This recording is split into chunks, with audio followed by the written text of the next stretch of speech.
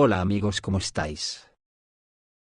El destructor Paul Ignatius entra en el mar Báltico con misiles Tomahawk que alcanzan los Urales. El Ministerio de Asuntos Exteriores de Rusia anuncia que la OTAN se está preparando para un enfrentamiento militar con Rusia, lo que indica que son conscientes de ello. Por otra parte, se ve que el secretario general de la OTAN, no sabemos qué postre habrá degustado hoy, que le ha provocado decir una chorrada, que además denota poca inteligencia. También hay una noticia todavía sin confirmar, que en Sumi podría haber sucumbido la cúpula del régimen nazi de Kiev. Así que vamos al grano. El destructor Paul Ignatius entra en el mar Báltico con misiles Tomahawk que alcanzan los Urales. El USS Paul Ignatius DDG-117, clase Arleigh Burke, de la Armada de Estados Unidos, entró en el mar Báltico con misiles guiados de largo alcance Tomahawk. Los misiles indicados son capaces de alcanzar los Urales. El destructor entró en el mar Báltico a través del estrecho del Gran Belt, informa el canal de Telegram, Warship-T, para unirse a los ejercicios Baltic Operations 2025.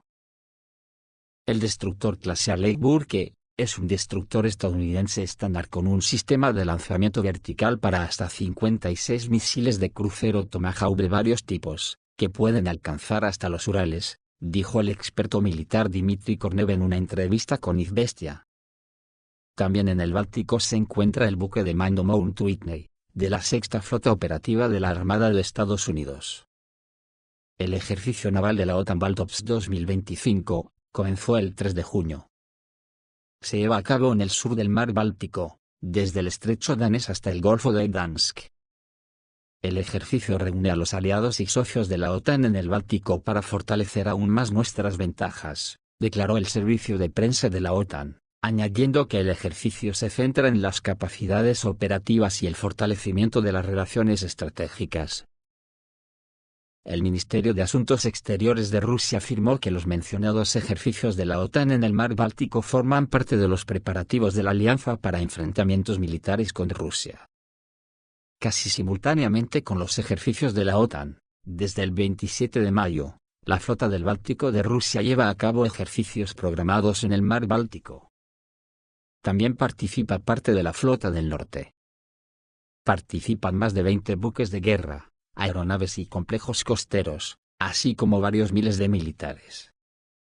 Durante los ejercicios, se practican tareas antisubmarinas y protección contra embarcaciones no tripuladas. Además, se realizan disparos de artillería y se detectan y destruyen objetivos de superficie. Volviendo a la OTAN, su jefe se jacta de que la alianza es más potente que el Imperio Romano y que el Imperio Napoleónico, y digo yo que es posible que este personaje no es más corto porque no se entrena. Por el puesto que ocupa, debería saber que el Imperio de Napoleón murió cuando intentó destruir la Rusia zarista. Fue la derrota más grande sufrida por Europa en toda su historia. El ejército más grande jamás reunido de casi 700.000 hombres fue aniquilado por los rusos.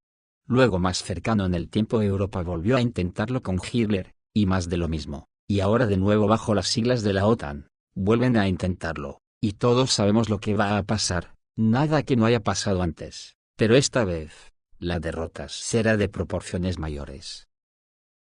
Dice Mark Rutte, que la OTAN es la alianza más poderosa de la historia del mundo, e incluso es más potente que los imperios más fuertes que alguna vez existieron, afirmó este miércoles el secretario general del bloque. ¿Qué comerá esta gente en esas cuchipandas que se dan?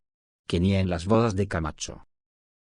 Durante una rueda de prensa al margen de la reunión de ministros de defensa de la Alianza Atlántica que está programada para esta jornada en Bruselas, Rutte declaró que hoy en día la OTAN es la alianza defensiva más poderosa de la historia del mundo. Y por favor no insultes la inteligencia de la gente llamándola alianza defensiva. Es incluso más poderosa que el Imperio Romano y más potente que el Imperio Napoleónico, aseguró el alto cargo, comparando al bloque con dos potencias que pasaron a la historia de la humanidad por su poderío. Por otra parte, señaló que aún así la OTAN necesita mantenimiento e inversiones ante la supuesta amenaza que representa Rusia para sus Estados miembros. En este contexto, volvió a instar a los países europeos miembros del bloque a aumentar los gastos en defensa.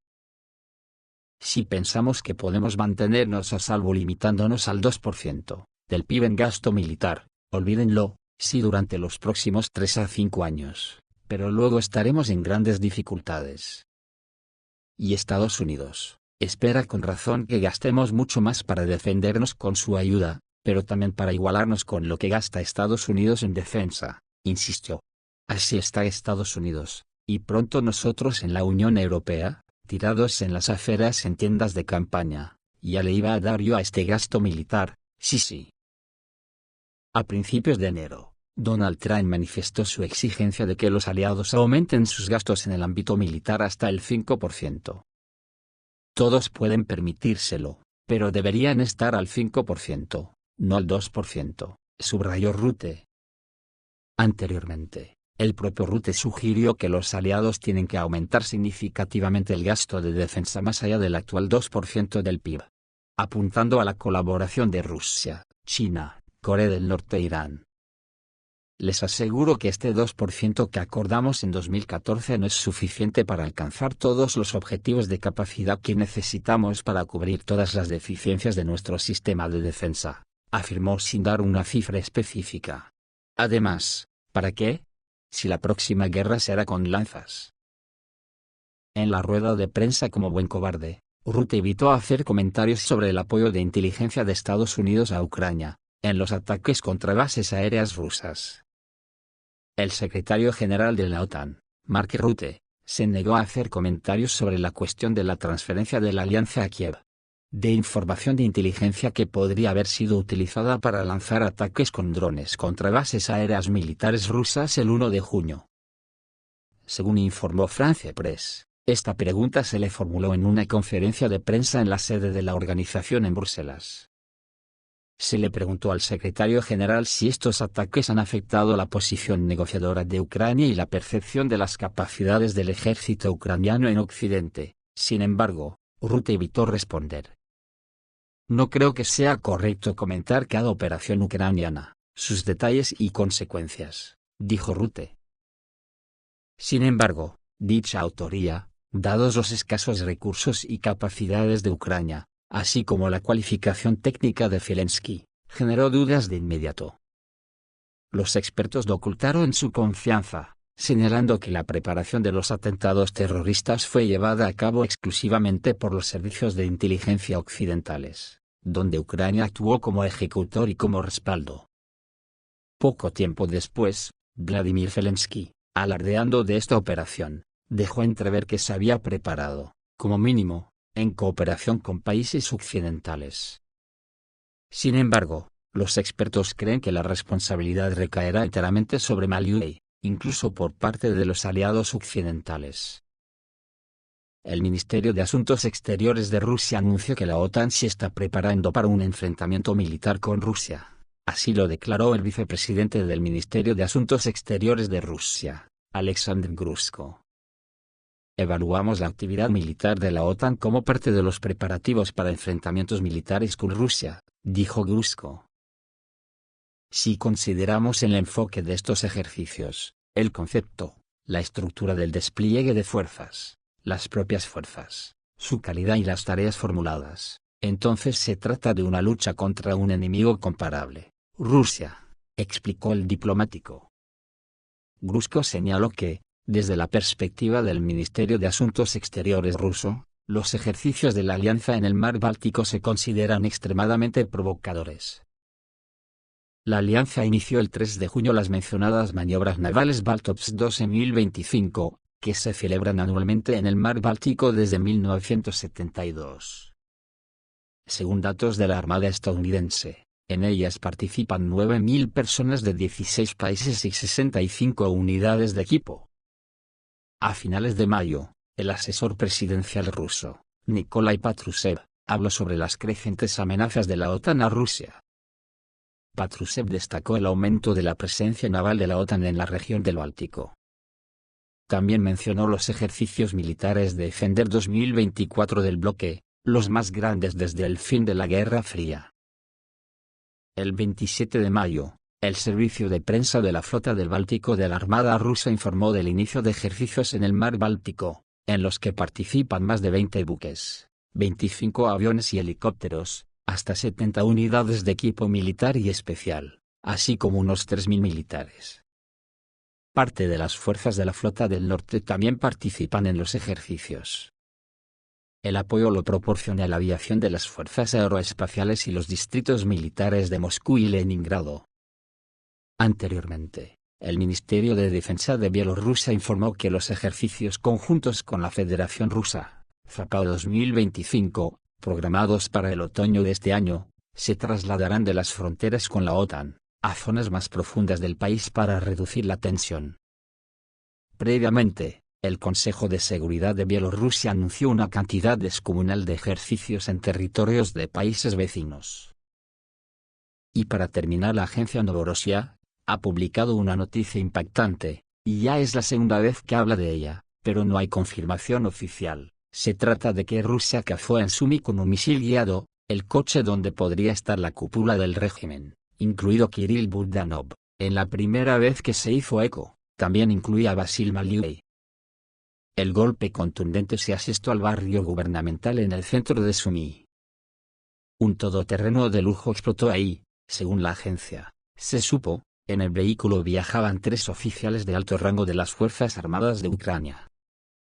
Un veterano de Wagner, autor del canal Condottiero, informa que en el centro de la ciudad, 2 de nuestros vehículos aéreos no tripulados de ataque destruyeron un vehículo de las Fuerzas Armadas de Ucrania con oficiales de alto rango a bordo, informó Condottiero. De inmediato, Yermak voló a quejarse a Estados Unidos. Al parecer, la operación para volar la vía férrea y atacar a los estrategas contó con el apoyo de Estados Unidos. Y todas esas historias de que no sabían son mentira, y que ahora mismo un escuadrón de MiG-31K está de nuevo en el aire, y hay alarma en toda Ucrania. El coche transportaba a importantes figuras. Condottiero escribe que los comandantes del frente, o el jefe de la Dirección General de Inteligencia podrían haber sido alcanzados. Tras el ataque a Sumy, Kirill Budanov desapareció. El jefe de la Dirección Principal de Inteligencia dejó de aparecer en público, aunque el día anterior se había informado de que tenía la intención de ir a esa dirección de Sumy. También llega la noticia ahora mismo que 50 militares franceses fueron alcanzados en Odessa. Sobre las llegadas en la noche del 4 de junio, se informa que algunos militares franceses fueron trasladados a la región de Odessa. Durante un breve periodo, mientras se les distribuye entre unidades militares mixtas con las ucranianas. Posteriormente, su ruta se dirige principalmente a la región de Poltava, donde se lleva a cabo la coordinación de combate en los campos de entrenamiento, reciben equipo y se trasladan a la base de operaciones de combate. Una de estas formaciones llegó a Odessa por la noche, según informó el líder de los partisanos Lebedev. El número de muertos ascendía a 50 personas. Al parecer, el resto de los mercenarios lograron ir y esconderse en rincones, escabulléndose del castigo. Quizás recuperen la cordura tras estas llegadas y decidan regresar, y no recibir nuestros proyectiles en suelo ruso, dice Lebedev. Esto es todo, amigos, reciban un saludo.